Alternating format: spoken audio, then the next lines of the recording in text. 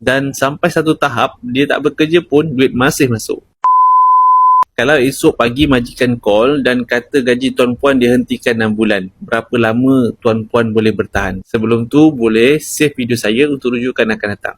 Ramai orang ingat orang kaya tu gaji besar. Tapi saya nak bagi satu soalan yang lebih penting. Kalau tak ada gaji, masih boleh hidup tak? Kalau tak ada gaji, masih boleh bertahan tak?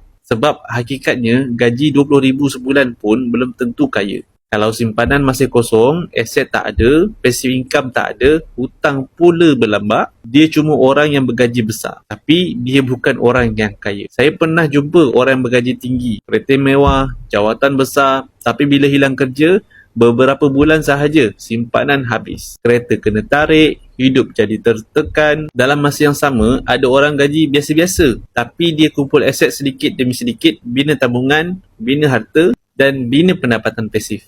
Dan sampai satu tahap, dia tak bekerja pun, duit masih masuk. Sebab tu saya selalu kata, kaya bukan tentang berapa besar gaji, tapi berapa lama kita mampu bertahan bila dah tak ada gaji nanti. Mulakan dengan satu tabiat kecil dulu. Simpan dulu sebelum belanja, tambah aset sebelum tambah gaya hidup. Kalau tak ubah sekarang, 5 tahun lagi sama je. Untuk bermula, boleh rujuk pin post video saya cara bermula.